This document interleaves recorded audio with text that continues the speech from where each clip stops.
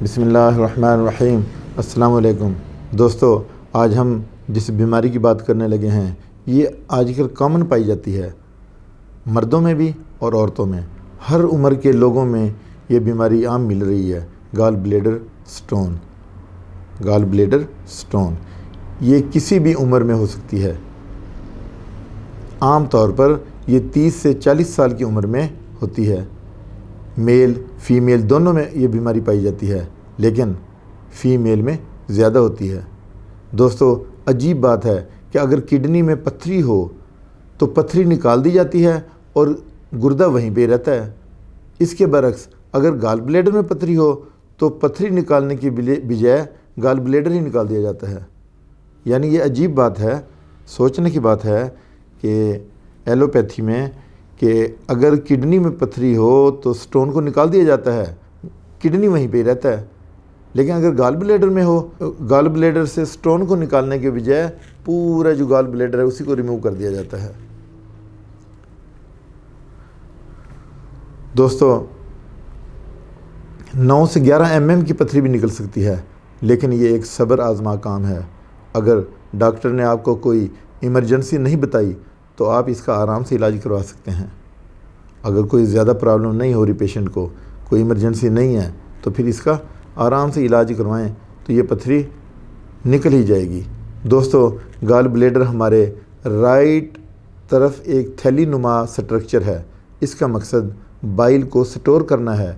Bile liver से secrete किया हुआ लिक्विड है जो हमारे मैदा में मौजूद ग़िज़ा को हज़म करने में मदद देता है। दोस्तों, लीवर से सिक्रीट किया गया फ्लूइड गॉल ब्लैडर में स्टोर होता है। जब हम फैटी फूड लेते हैं तो गॉल ब्लैडर में कंट्रैक्शन होती है, जिसकी वजह से फ्लूइड एक डक्ट के ज़रिए छोटी आंत में आ जाता है और फिर मैदा में चला जाता है और मेटाबॉलिज्म को तेज़ कर देता है। जिसका मेटाबॉलिज्म तेज़ होगा उसका खाना भी जल्दी हज़म होगा और वो बंदा सलीम भी होगा।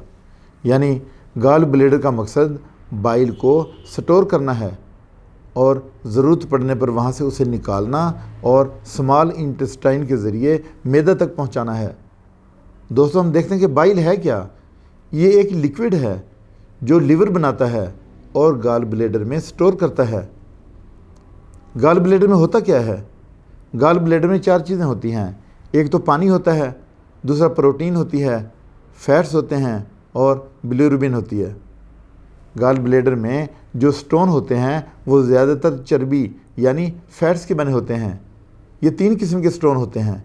जो गॉल ब्लैडर में स्टोन होते हैं वैसे तो फैट से बने होते हैं, लेकिन उसकी टाइप्स जो हैं वो 3 टाइप्स हैं जो मैं बताने लगा हूँ।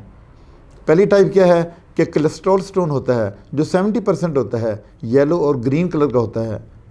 दूसरा पिगमेंट स्टोन होता है। इसका कंपोजिशन क्या है कि ये बिलिरुबिन और कैल्शियम का कम्बिनेशन होता है और ब्लैक कलर का होता है।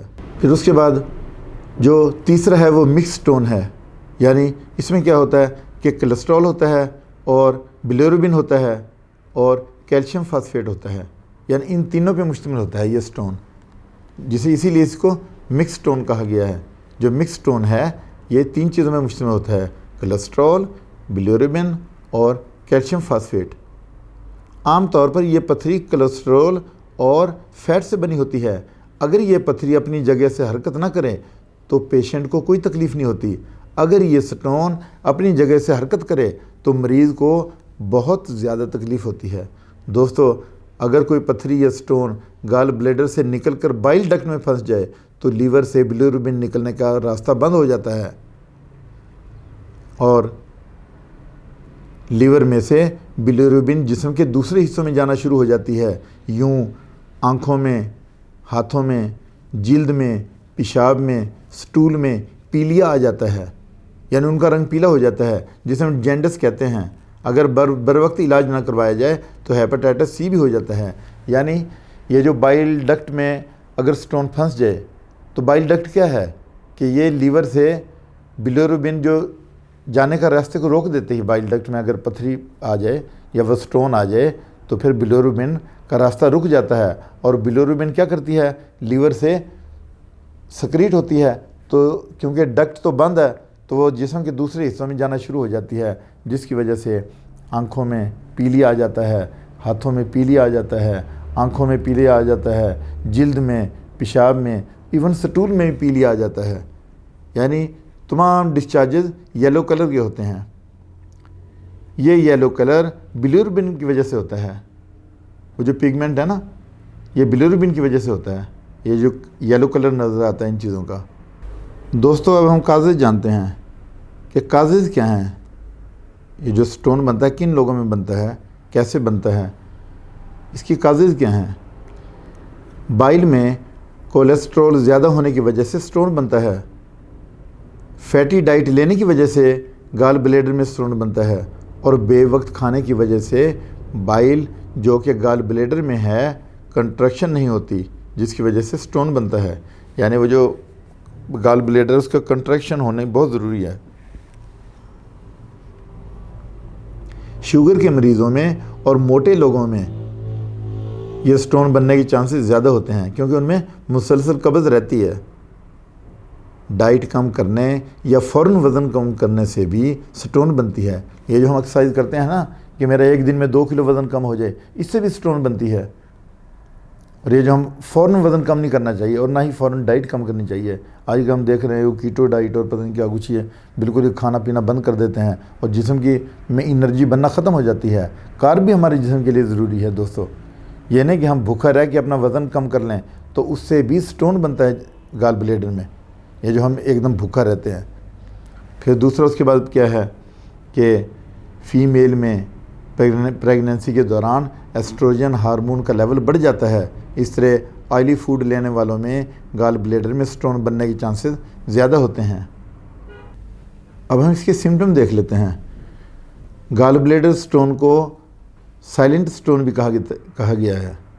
यानी जो गाल ब्लेडर में स्टोन बनता है इसको साइलेंट स्टोन भी कहा गया है। शुरू में इसका पता ही नहीं चलता, बन जाता है। जिन लोगों में मुसलसल इंडाइजेशन रहती है, कब्ज़ रहती है, उसके लिए ज़्यादा प्रोन होते हैं।